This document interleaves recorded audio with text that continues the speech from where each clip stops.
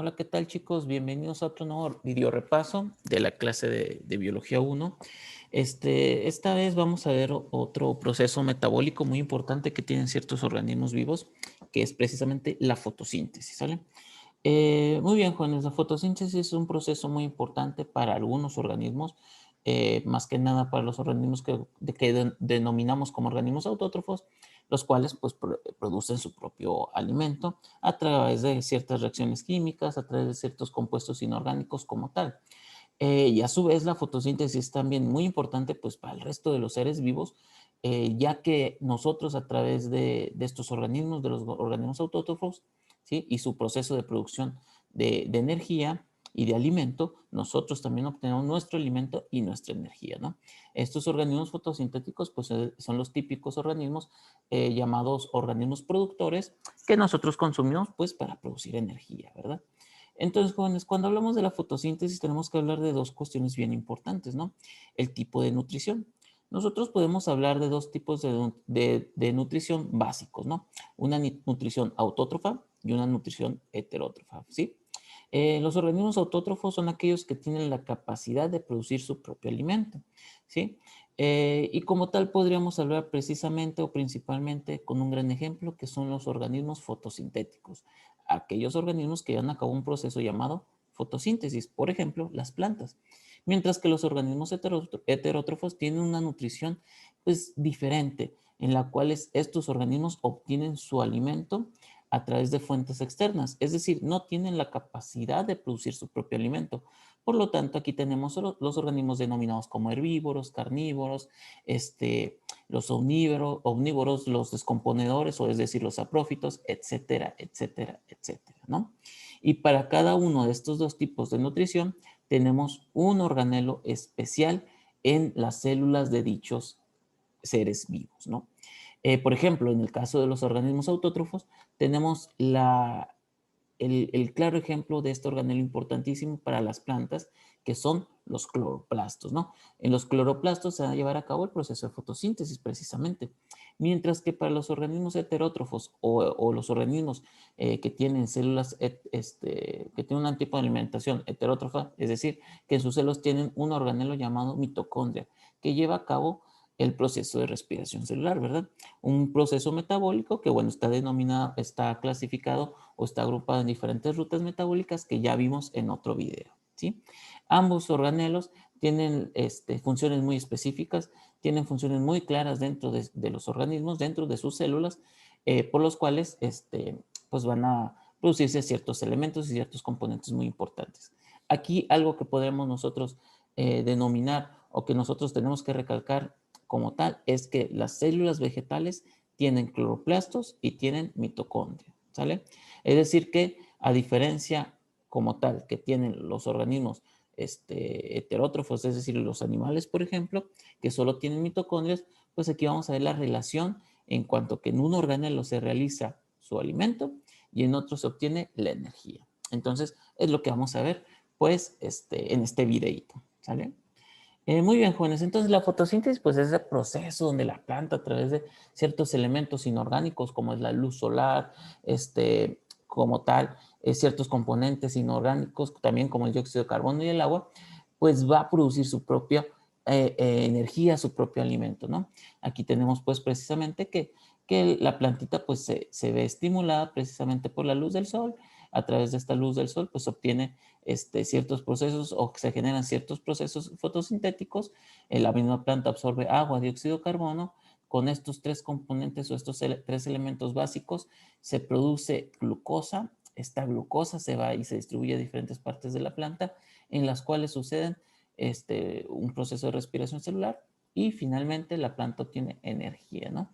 A su vez, estos carbohidratos, estos azúcares que se generan durante la fotosíntesis, se almacenan también en tejidos, en raíces, en tallos, en frutos, y nosotros nos los comemos y así es como de manera directa o indirecta obtenemos energía a través de las plantas, ¿verdad? A través de los azúcares que las plantas elaboraron previamente. Entonces, pues, tenemos como tal la fotosíntesis como principal proceso, ¿no? Aquí vamos a tener precisamente, pues, este gran proceso llamado fotosíntesis, donde, pues, la planta, pues, va a través como les menciono, sales minerales, agua y luz, producir azúcar y a su vez esta glucosa se va a ir al citoplasma, al citosol de las células, va a llevar glucólisis, después los productos generados en la glucólisis van a ir a las mitocondrias de las células vegetales y se va a producir energía, ¿no? Todo esto, ambos procesos suceden en la planta. Entonces, jóvenes, algo que nosotros podemos remarcar o que vamos a marcar aquí, o vamos a enfatizar dentro de los organismos fotosintéticos o de las plantitas, es que hay estructuras bien importantes. Uno son las raíces, ¿sí? Las raíces que principal función tienen, pues, absorber agua, minerales que van a servir para que la planta pueda elaborar sus alimentos, ¿no? Vamos a tener un tallito que va a formar parte de una estructura de soporte como tal. Y finalmente las hojitas, que las hojitas van a ser la principal fuente o estructura fotosintética de las plantas, ¿sí? En las plantas, bueno, tenemos tallos jóvenes o tallos herbáceos que también pueden llevar a cabo fotosíntesis, pero principalmente son las hojitas, ¿no? Las hojitas se van a encargar de llevar a cabo los procesos de fotosíntesis y también del intercambio gaseoso, ¿ok? Entonces, jóvenes, pues vamos a hacer una introspectiva, vamos a introducirnos a ver cómo es una hojita, ¿sí? Aquí tenemos nuestra hojita como tal, nuestro objeto o nuestra estructura fotosintética y de intercambio gaseoso. Si nosotros le hacemos un corte transversal como tal, podríamos ver esta sección de la hojita donde vamos a ver pues una epidermis como tal, tanto arriba como abajo, y en el medio vamos a ver ciertas células muy importantes, denominadas como células mesofílicas, ¿no? Que la gran característica de estas células mesofílicas, bueno, que además tiene la típica estructura de una célula vegetal, su pared celular, sus vacuolas, su núcleo, sus mitocondrias, etcétera, etcétera, etcétera, pues va a tener una gran cantidad de cloroplastos. Y en los cloroplastos se va a llevar a cabo la fotosíntesis, ¿sí? Antes de continuar con el cloroplasto, que es el organelo que nos importa, ¿sí? Hay que hablar un poquito de la hojita, ¿no? Para entender esto de la función de intercambio gaseoso y del área fotosintética, ¿no? La hojita va a tener una estructura, va a tener una morfología muy típica, ¿no? Ahorita como tal nos vamos a especificar, nos vamos a basar en dos partes. Uno que es denominado como haz y otro como el en vez, ¿sí? El haz, chicos, es la parte de arriba de la hojita. Todos hemos visto un árbol, todos hemos visto estas hojitas que tienen como una parte de arriba o que tienen una parte de abajo, ¿no? La parte de arriba, la que está en contacto con la luz, la que absorbe principalmente la cantidad de luz, es denominado haz. Mientras que en el en vez van a estar unas estructuras que se llaman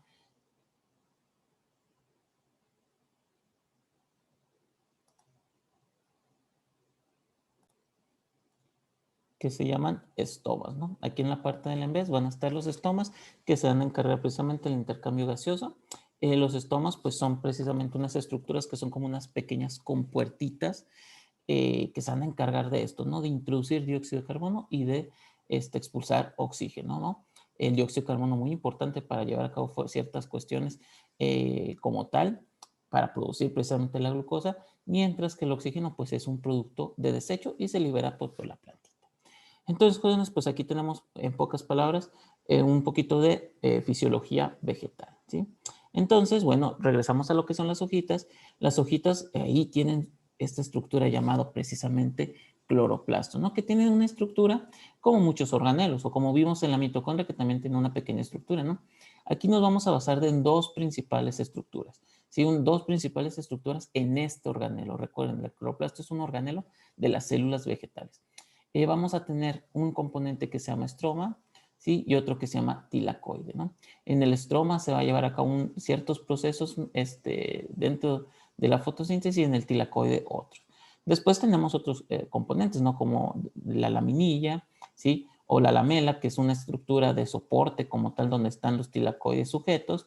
El conjunto de tilacoides, es decir, varios tilacoides apilados se le llaman granas.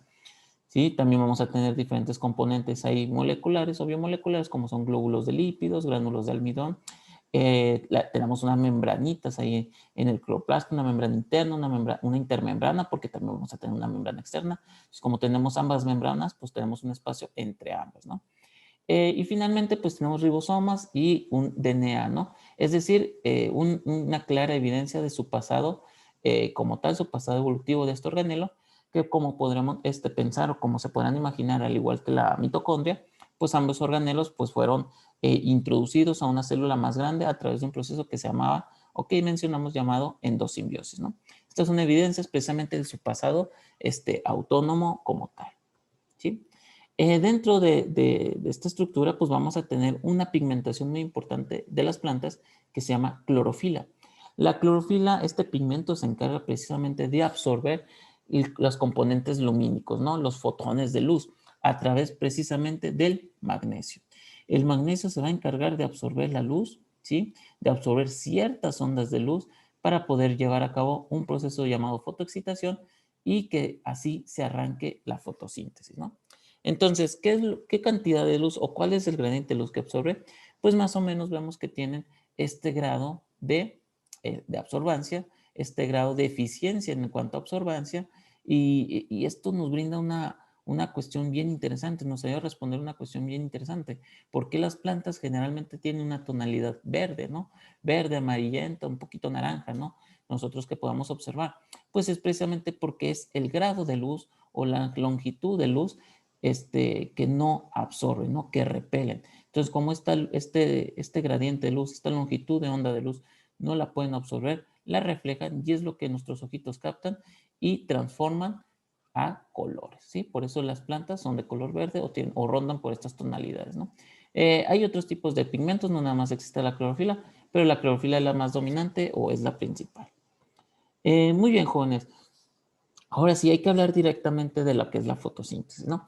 Ya hablamos un poquito de cómo, de qué se trata, en qué se basa como tal. Ya hablamos un poquito de fisiología, cómo la planta precisamente absorbe esta luz, cómo la planta absorbe los minerales, cómo la planta absorbe el dióxido de carbono, etcétera, etcétera, etcétera, ¿no? Entonces, ahorita vamos a denominar cómo empieza la fotosíntesis o qué se trata la fotosíntesis.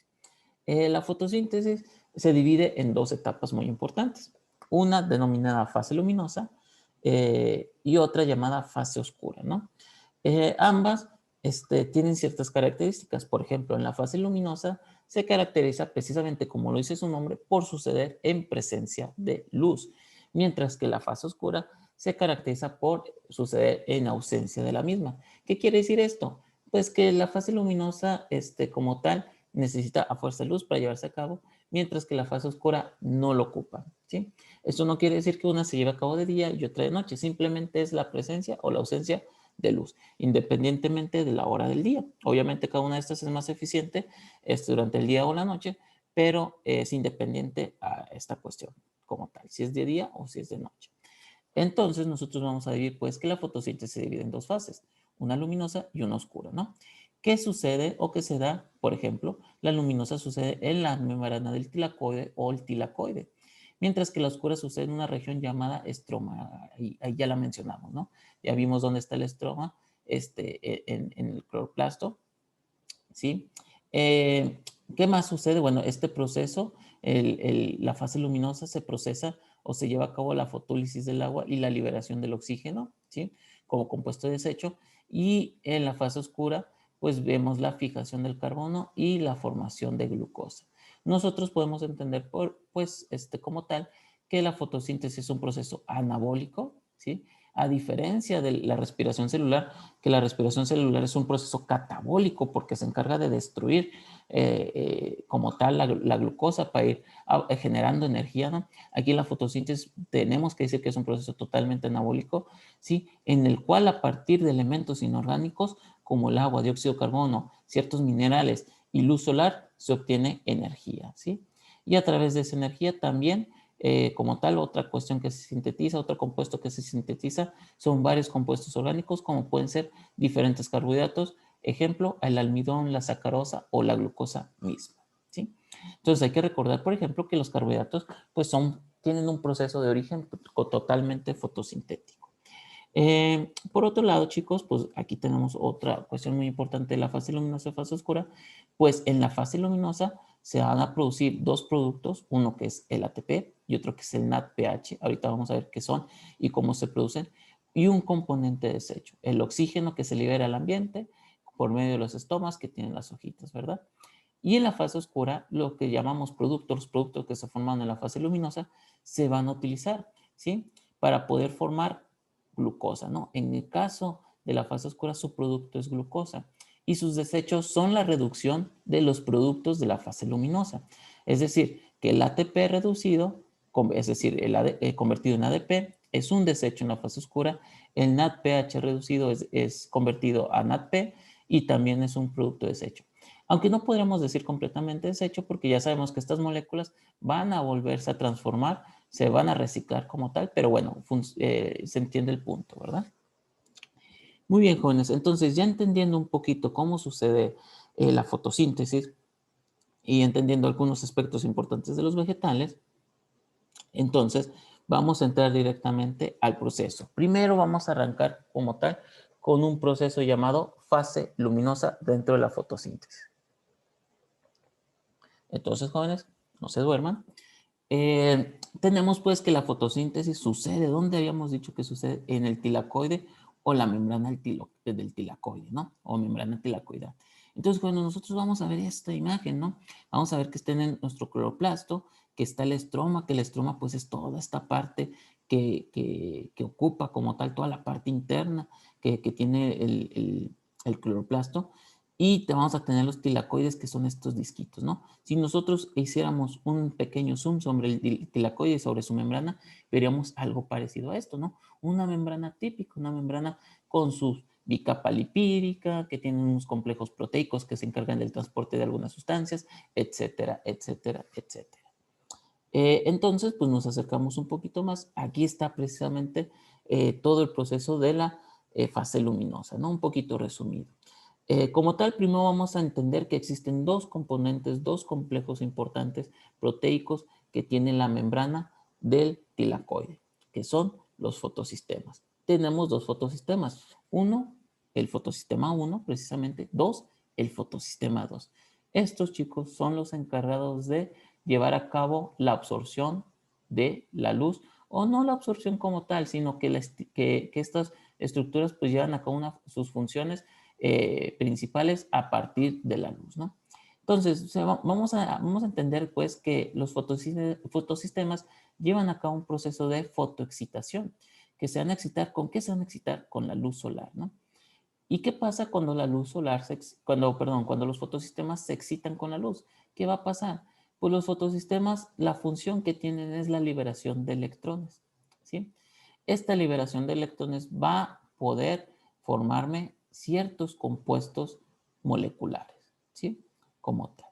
Entonces, jóvenes, el fotosistema 1 es el primerito, ¿no? Es el que arranca con el proceso como tal de la fase luminosa. El fotosistema 1, al ser excitado con la luz solar, ¿sí? Va a producir la liberación de electrones. Estos electrones van a su vez a producir la formación o van a generar un producto que es el NADPH, ¿sí? Ahorita vamos a ver cómo es esta formación, ¿no? Pero los fotosistemas, chicos, o al menos el fotosistema 1, no es un generador de electrones, es un almacenador de electrones. Por lo tanto, tiene que abastecerse.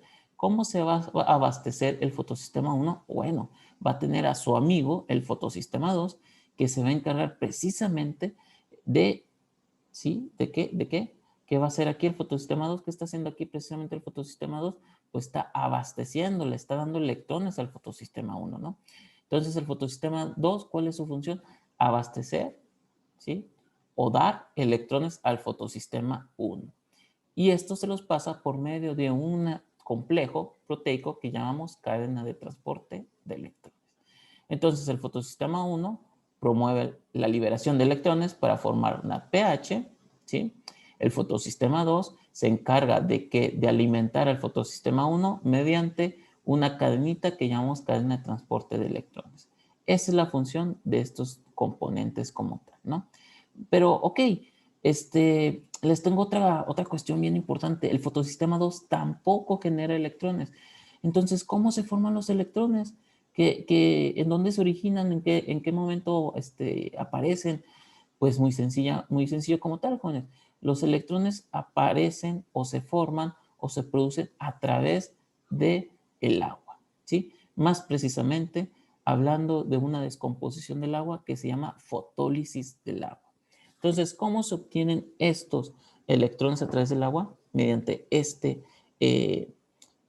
proceso, ¿no? La luz va a descomponer el agua, ¿no? ¿En qué me lo va a descomponer? En oxígeno, en hidrógenos y a su vez en electrones. ¿Cómo surgieron estos electrones? Bueno, el hidrógeno, si se acuerdan, pues tiene un electrón cada hidrógeno, ¿verdad? Mientras que el oxígeno tiene 6, ¿no? Cuando las moléculas de hidrógeno y las moléculas de oxígeno se juntan, pues forma el famoso ley del octeto o se complementan como tal y ya forman una molécula completamente estable. Pues entonces, ¿qué va a hacer la luz como tal con esta molécula de agua? ¿Cómo va a llevarse a cabo el proceso de fotólisis? Bueno, el agua va a descomponer, la luz va a descomponer el agua, se va a liberar el oxígeno, se va a liberar el hidrógeno y al hidrógeno le va a descomponer aparte su electrón, ¿sí? Es decir, que al hidrógeno le va a quitar su electrón como tal y el hidrógeno va a quedar con una carga positiva, mientras que el electrón, pues obviamente va a quedar con su carga negativa. El oxígeno, una vez que es desprendido, se libera, se va hacia afuera de la planta por medio de los estomas y se libera oxígeno y ya nosotros no lo respiramos. ¿Quiénes se quedan? Los iones de hidrógeno con carga positiva y los electrones, ¿sí? 2 hidrógenos y 2 electrones se quedan con nosotros, se quedan en la plantita, el oxígeno se va, ¿ok? Entonces, jóvenes, ¿dónde sucede esto?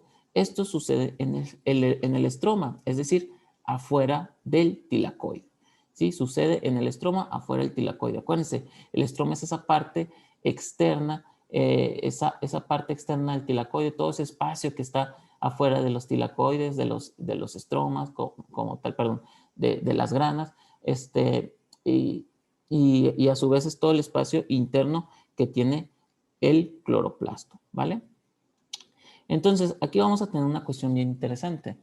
Como se forman afuera el tilacoide, ¿sí? Aquí vamos a tener esta gran concentración de ¿qué? De iones hidrógenos y electrones. ¿Qué va a hacer el tilacoide? ¿Qué va a hacer esta estructura? Pues los va a meter hacia adentro, ¿no? Los va a introducir a su interior. Vamos a ver cómo sucede esto. Bueno, primero, los electrones, chicos, se introducen, ¿sí? Al fotosistema 2 mediante una proteína que se llama proteína Z. Esta proteína Z se va a encargar precisamente de captar los electrones y meterlos al fotosistema 2. ¿Y qué va a hacer el fotosistema 2? Por lo que ya mencionamos, los va a pasar por medio de la cadena de transporte de electrones hacia el fotosistema 1 y después el fotosistema 1 los va a liberar, ¿no? Esto ya quedó, ya vimos cómo pues la planta, cómo precisamente mejor dicho, los fotosistemas obtienen sus electrones. Posteriormente, jóvenes, pues vamos a ver cómo se van a introducir estos iones de hidrógeno. Estos iones de hidrógeno, jóvenes, hay que acordar o hay que recordar que estos iones de hidrógeno tienen una carga positiva, ¿sí? No se les olvide. Los iones de hidrógeno, al momento de generarse la fotólisis del agua, se quedan con carga positiva. ¿Qué va a pasar entonces? Pues muy sencillo.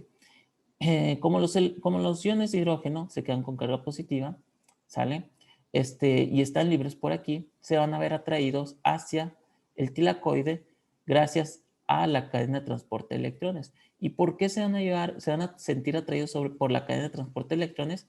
Pues muy fácil, porque cuando los electrones pasan por estas proteínas, por este complejo proteico, ¿sí? Por la cadena de transporte de electrones, cuando pasan los electrones por esas estructuras, la dejan cargada negativamente, ¿sí? Y como sabemos, una carga negativa va a traer una carga positiva.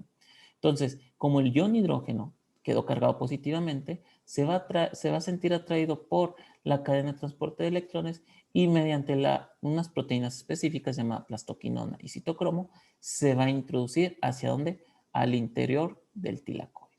Aquí está, el interior del tilacoide. Finalmente, aquí adentro se me va a generar una gran concentración de iones hidrógeno, ¿sí? Ahorita vamos a ver precisamente qué va a pasar con esos iones hidrógeno. Entonces, hasta aquí ya nosotros aprendimos cómo se obtienen los electrones y cómo se obtienen o cómo se generan los hidrógenos, ¿no? A partir de la fotólisis del agua. Y ya también, si se dan cuenta, descubrimos cómo se generan el primer desecho en la fase luminosa de la planta, ¿sí?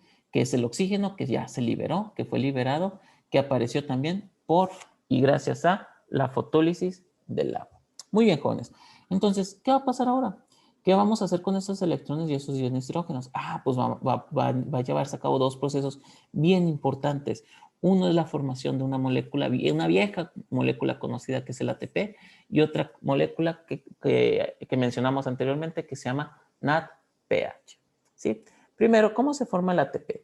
El ATP se va a formar gracias a los iones de hidrógeno. Si se acuerdan, tenemos ahora una gran concentración de iones de hidrógeno en el interior del tilacoide. Esta gran concentración va a generar una respuesta de equilibrio, ¿no?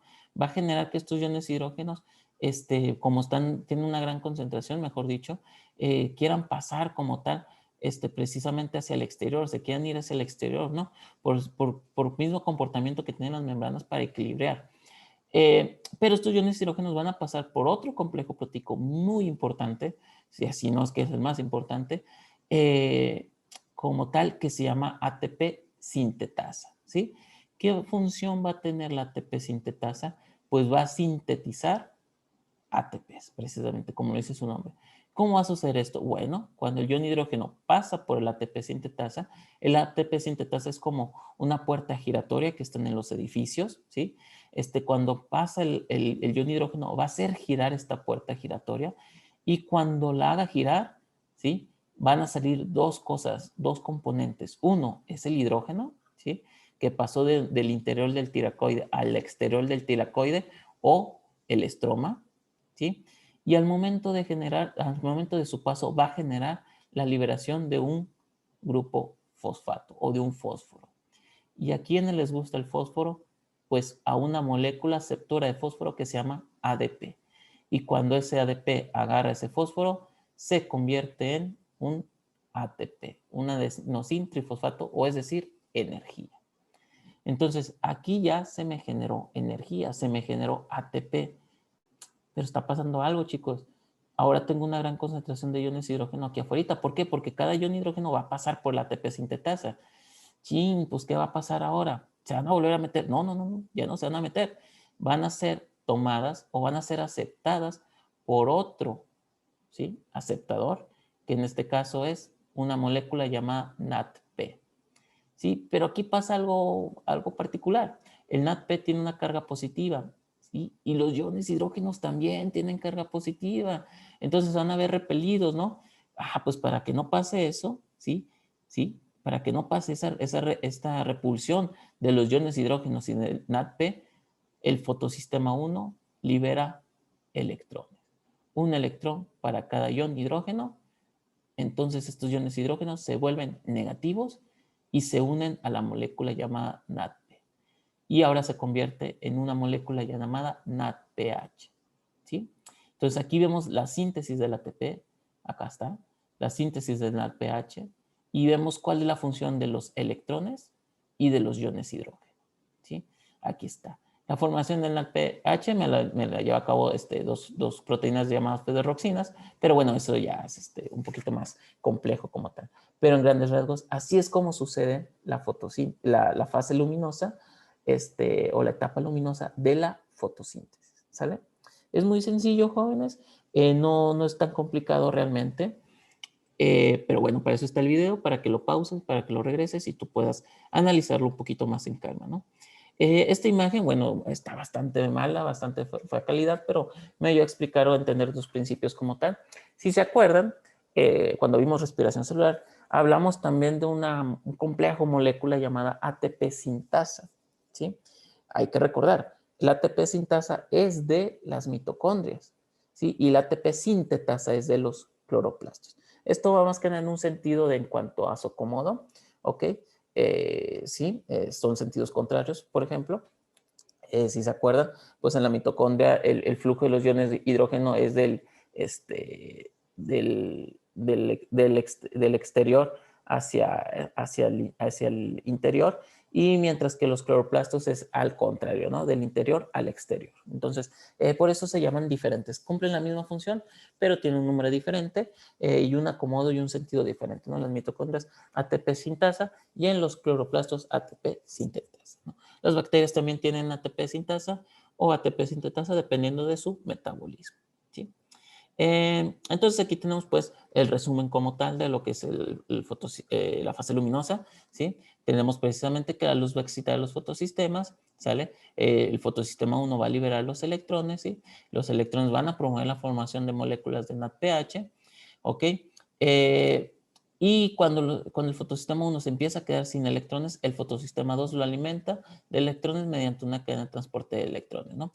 ¿Cómo se obtienen esos electrones? Precisamente por la fotólisis del agua, que en la fotólisis de agua se obtienen tres componentes básicos, son electrones, iones de hidrógeno y oxígeno. El oxígeno se libera, se va a la atmósfera, nos quedamos con los hidrógenos, los electrones, mediante una proteína que se llama proteína Z, se mete al fotosistema 1, al fotosistema 2, perdón. Estos electrones al momento de pasar por la cadena de transporte de electrones hacia el fotosistema 1, ¿sí? Cargan negativamente la cadena de transporte de electrones. Esto atrae a los iones de hidrógenos que entran por medio del citocromo, ¿sí? Se meten ahora dentro de lo que es el interior del tilacoide, precisamente, dentro del interior del tilacoide forma un gradiente de concentración. Este gradiente de concentración fomenta la liberación de estos iones de hidrógeno por un componente proteico especial que se llama ATP sintasa. Cuando se liberan del ATP sintasa, cuando salen por el ATP sintetasa, corrijo, cuando salen por la ATP sintetasa, forma, ¿sí? O promueve la formación de ATP, ¿sí? Y estos iones de hidrógeno que ya ahora están otra vez en el estroma o en el exterior del tilacoide, son captados por el NADP, convirtiéndose en NADPH gracias a los electrones que liberó el fotosistema 1, ¿no? Y así es como se generan estos dos componentes, ATP y NADP. ¿Por qué nos tenemos que aprender o por qué nos tenemos que meter en el fotosistema, en los fotosistemas, en la fase luminosa, etcétera, etcétera, etcétera? Porque el NADPH y el ATP son componentes indispensables para llevarse a cabo la fase oscura y así producir ahora sí el alimento, la glucosa. ¿Ok? Aquí tenemos una ligera vista de cómo son los tilacoides, que es un complejo bastante grande entre los tilacoides, entre el conjunto de ellos como tal, el estroma y la lamela, ¿no? Que todo está interconectado, pero bueno, eso es un poquito más específico como tal, ¿sí? Un breve resumen precisamente de lo que es la fotosíntesis. Ya vimos lo que es la primera etapa, ¿sí? La fase luminosa, es decir, aquella que sucede precisamente en presencia de luz. Vemos que se liberó, se generó ATP, que se generó NADPH y se desechó oxígeno. Y vamos a entender que el ATP y el NADPH van a llevar a cabo la fase oscura, que es promovida o que la principal cadena de reacciones es una cadena de reacciones llamada ciclo de Calvin. Hay que recordar, la fase oscura o en la fase oscura se lleva a cabo el ciclo de Calvin, ¿sí? Entonces aquí tenemos otra vez el proceso, ¿sí? Fase luminosa, fase oscura. Todo sucede en el cloroplasto de la célula, ¿no? Fase luminosa en los tilacoides o las membranas tilacoidales y la fase oscura en el estroma o el espacio, ¿sí? Interno del cloroplasto. Ojo con los términos. Ok, ahora vamos a ver cómo es la fase oscura, ¿verdad? ¿Qué es, qué características va a tener y lo que es el ciclo de Calvin, ¿no? Muy bien, jóvenes. La fase oscura pues, se va a regir precisamente por este ciclo que llamamos ciclo de Calvin, donde se va a dividir el ciclo de Calvin en tres etapas o tres fases. Una que es llamada fijación del carbono, otra que es reducción molecular y por último un proceso que se llama regeneración. ¿Cómo va a ser esto? Bueno, aquí vamos a ver que se van a llevar a cabo la interacción de diferentes tipos de moléculas, donde se van a dar modificaciones muy parecidas al ciclo de Krebs, ¿sí? Pero diferente, y se va a llevar también a cabo un balanceo molecular. Vamos a ver cómo sucede esto. Muy bien, el proceso, jóvenes, va a empezar con una molécula, o bueno, no una molécula, con 6 moléculas llamadas ribulosa fosfato, ¿sí? O ribulosa monofosfato. Ojo con esto, va a iniciar con una molécula llamada ribulosa, aquí está. Y otra vez, ahí me corrijo, ¿no? No es una, son 6 moléculas llamadas ribulosas monofosfato, ¿sí? Esto es muy importante porque nos va a dar el balanceo, ¿ok? Vamos a tener que contar carbonos para ver un poquito o entender, mejor dicho, cómo se da la formación de la glucosa. Vamos a tener pues que la ribulosa es una molécula de 5 carbonos. Es un carbohidrato, por así decirlo, de 5 carbonos, un azúcar de 5 carbonos. Y tenemos 6, por lo tanto, en total vamos a tener 30 carbonos. Ahorita vamos a ver o vamos a entender el porqué de estos 30 carbonos. Muy bien, entonces esta ribolosa, con el cual vamos a iniciar nosotros el proceso, se va a fosforilizar. Ya tenía un fosfato, pues ahora va a tener 2. Y obviamente estos fosfatos los va a obtener mediante ATPs, ¿sí? Entonces, esta ribolosa, de ser una ribolosa monofosfato, va a ser una ribolosa a otra, ahora, perdón, bifosfato, ¿sí? Entonces aquí tenemos el ATP que se está degradando, se está convirtiendo en un ADP. Si yo tengo 6 moléculas de ribolosa, pues obviamente voy a necesitar 6 ATPs. Esas 6 ribulosas, ¿sí? Ahora van a ser 6 ribulosas bifosfato, ¿sí? Pero voy a seguir teniendo 30 carbonos. Lo único que pasó es la agregación de un grupo fosfato. Después, jóvenes, pasa una etapa bien importante, ¿sí? Que es la primera etapa de la fase oscura, que es la fijación del carbono, ¿sí? Aquí, chicos, va a entrar una molécula, ¿sí? Que nosotros ya sabemos que la planta la obtiene o que la necesita o que la absorbe, que es precisamente el dióxido de carbono. Como tenemos 6 ribulosas otra vez, pues voy a necesitar 6 dióxidos de carbono. Aquí están, aquí entraron, ¿sí? Estos 6 dióxidos de carbono se van a descomponer y me van a dejar nada más el carbono. El oxígeno se va a volver a ir, se va a volver a escapar, se va a volver a liberar. Nosotros nos vamos a quedar con el carbono. El carbono se va a fijar a las 6 ribulosas, ¿sí? Y ahora ya no voy a tener 6 pentosas, ahora voy a tener 6 hexosas. Pero aquí pasa algo bien extraño, bien interesante, o podríamos decir como que diferente, ¿no? Esos 6, estas moléculas, esta fijación del carbono que se lleva a cabo por medio de una enzima llamada enzima Rubisco, ¿sí? Me va a formar estas 6 hexosas, pero estas 6 hexosas van a ser unas hexosas inestables, es decir, que no van a poder soportar esta complejidad molecular, no van a poder soportar esta formación.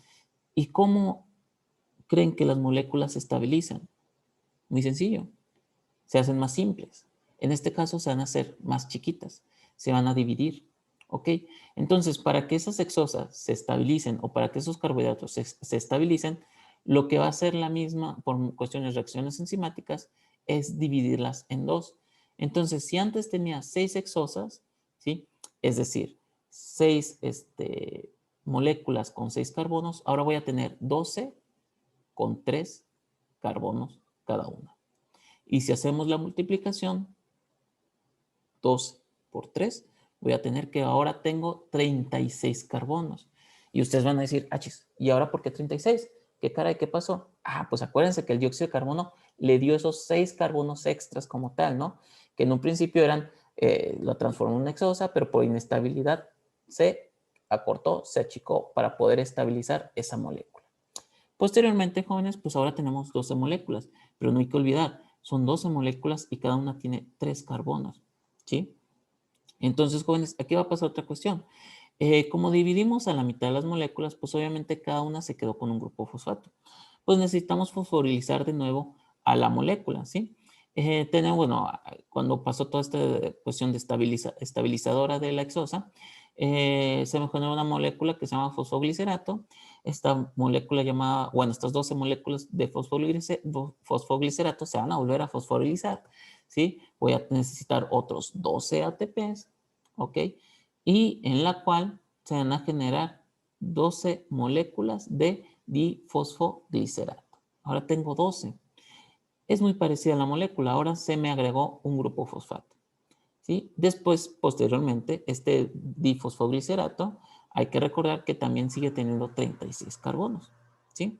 Entonces, esta molécula va a perder o va a hacer un intercambio, mejor dicho, va a cambiar un grupo fosfato de los que adquirió por iones de hidrógeno. ¿Y quién va a transportar esos iones de hidrógeno, jóvenes? Bien sencillo, la molécula llamada NADPH, ¿sí? Entonces, vamos a entender la entrada de 12 NADPH, que se van a reducir a NADP, que se van a llevar 12 fosfatos y van a dejar 12 hidrógenos, ¿sí? Y esta se va a convertir, esta molécula llamada difosfoglicerato, se va a convertir en una molécula llamada gliceraldehído 3-fosfato porque ahora nada más tiene un fosfato. Ahora es una molécula diferente, pero sigue teniendo 36 carbonos. ¿Ok? Entonces, jóvenes, si se fijaron, aquí el ATP y el NADPH que se formaron en la fase luminosa son vitales para la fase oscura que se lleva a cabo en el ciclo o que se lleva a cabo gracias al ciclo de Calvin. Entonces tenemos precisamente este gliceraldehído, ¿sí? Estas 12 moléculas de gliceraldehído monofosfato o 3-fosfato, porque el fosfato está en el carbono 3, que siguen teniendo 36 carbonos. Y aquí sucede algo bien interesante. Una etapa llamada, la segunda etapa precisamente llamada reducción, que se va a reducir la cantidad de moléculas, ¿sí? Se van a liberar dos, se van a salir dos del ciclo de Calvin. En el ciclo de Calvin, aquí estas dos rebeldes se van a escapar, ¿ok?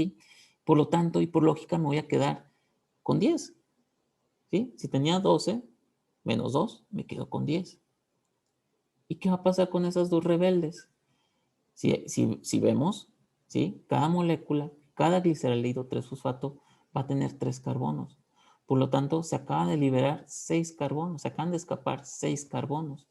Estos 6 carbonos, por medio de otras pequeñas reacciones enzimáticas, me va a fomentar la formación de glucosa. Y por eso se llama reducción, porque se redujo las moléculas que estaban anteriormente. Ahora, si se fijaron, hubo una pequeña desviación, ¿sí? Hubo dos pequeños caminos, una de unos rebeldes que se escaparon, ¿sí? 6 carbonos locos que se fueron por ahí, o 2 moléculas de gliceraldehído que se fueron por ahí y formaron la glucosa, y nos quedamos con 10 gliceraldehídos 3-fosfato. Que si las matemáticas me son buenas, pues obviamente voy a recordar que si son 10 moléculas, cada una con 3 carbonos, pues yo sigo obteniendo 30 carbonos. Y aquí con estos 30 carbonos o con estas 10 moléculas de gliceraldehído, monofosfato o 3-fosfato, va a llevar a cabo una etapa de regeneración en la cual esos 10 gliceraldehídos se van a volver a convertir en 6 ribulosas monofosfato. ¿Sí? Y obviamente va a iniciar o va a volver a pasar el ciclo de nuevo, con todas estas etapas y procesos. Por eso era la importancia de contar los carbonos, para entender cómo o de qué manera se daba la formación de glucosa, mediante los carbonos que se liberaron en la etapa de reducción del ciclo de Calvin. Entonces hay que recordar, ciclo de Calvin, 3 etapas. Fijación, se fija el dióxido de carbono que absorbe las plantas, ¿no? Reducción, pues precisamente se reduce la cantidad de moléculas generadas. Y regeneración, pues se regenera precisamente las moléculas, se regeneran precisamente las moléculas que se dieron en las etapas a su estado inicial, ¿no? A su etapa inicial. Entonces, jóvenes, con esto precisamente, pues terminamos la fase oscura, en la cual el objeto o el proceso o el componente de producción es la glucosa, ¿no? ¿Y qué va a pasar con esa glucosa, chicos? Pues nada, esta glucosa se va a ir posteriormente al citosol de la célula vegetal, se va a llevar a cabo la glucólisis, posteriormente de la glucólisis se van a ir los componentes formados, es decir, el piruvato, la mitocondria, va a poder suceder la oxidación del piruvato, se va a generar el acetilcoenzima A, después el ciclo de Krebs y se va a liberar posteriormente la energía. ¿Sale? ¿Sí? Entonces, acuérdense, la fotosíntesis es solo el proceso por el cual la planta o las plantas producen su alimento. Después, la energía la van a obtener precisamente mediante la respiración celular típica que conocemos. Es decir, que entran las mitocondrias. Y ya, jóvenes, sin nada más que decir, pues esto sería todo por este video. Espero haya quedado claro la fotosíntesis. Ay, perdón si me trabé poquito. Tuve un ligero también problema ahí con el video, pero espero que estén bien y que este video les sirva, ¿sale? Muchas gracias por todo y pues nada, un abrazo y nos vemos.